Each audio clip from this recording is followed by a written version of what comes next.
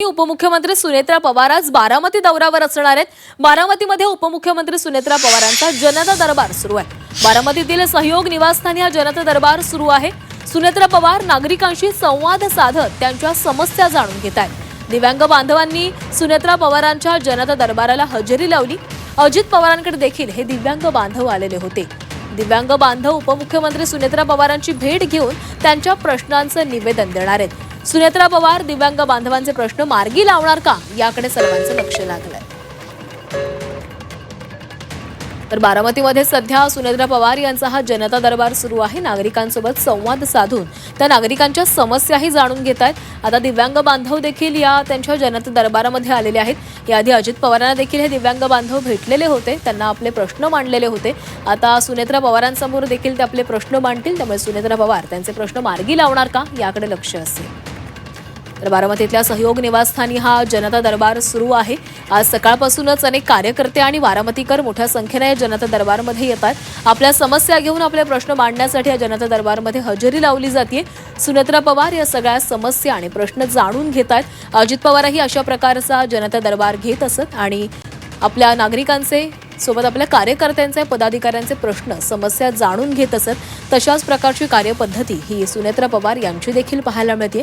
सकाळपासूनच हा जनता दरबार सुरू आहे। नागरिकांनी इथे मोठी गर्दी केलेली आहे आणि या प्रत्येकांच्या समस्या आणि प्रश्न या हे सुनेत्रा पवार यांच्याकडून ऐकून घेतल्या जातात। त्यामुळे त्या सगळ्यांवर कशा प्रकारे सुनेत्रा पवार तोडगा काढतात, कशा प्रकारे प्रश्न मार्गी लावतात हे पाहावं लागणार आहे।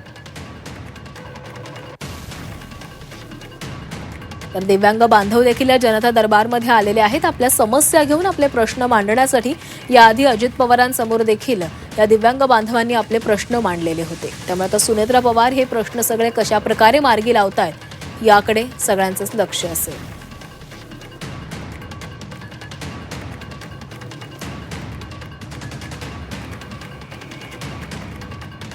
आपण पाहतोय की दिवंगत उपमुख्यमंत्री अजित पवार यांच्या नंतर जे आहे ते सुनेत्रा पवार यांनी उपमुख्यमंत्र्याची पदाची शपथ घेतल्यानंतर आहे ते त्या दिल्लीला गेल्या। दिल्ली, मुंबई असेल, पुणे असेल या ठिकाणी त्यांनी सर्व नेते मंडळींच्या असतील किंवा एखाद्या मिटिंगला, बैठकीला देखील त्यांनी उपस्थिती लावली आणि आज त्या बारामती येथील सहयोग या निवासस्थानी ज्या पद्धतीनं अजित पवार बारामतीकरांचा जनता दरबार घ्यायचा त्याच पद्धतीचा जनता दरबार देखील त्यांनी आयोजित केलेला आहे। याच ठिकाणी बारामतीकर येऊन आपल्या ज्या काही व्यथा आहेत, काही समस्या असतील, अडचणी आहेत त्या या ठिकाणी सुनेत्रा पवार यांच्याकडे मांडणार आहेत आणि त्या सोडवण्याचा प्रयत्न सुनेत्रा पवार करणार आहेत। काटेवाडी या पवार फार्म येथील निवासस्थानी देखील त्या दाखल होणार आहेत आणि त्यानंतर बारामतीत येऊन सहयोग या निवासस्थानी जे आहे ते बारामती दूध संघ असेल, खरेदी विक्री संघ असेल, बारामती बँक असेल याच्या सर्व संचालक आणि अध्यक्षांची देखील बैठक त्या घेणार आहेत आणि त्यानंतर पुरंदर असेल, बारामती, दौंड आणि इंदापूर अशा या नवनिर्वाचित जिल्हा परिषदेचे सदस्य आणि पंचायत समितीच्या सदस्यांची देखील बैठक त्या घेणार आहेत आणि त्यांची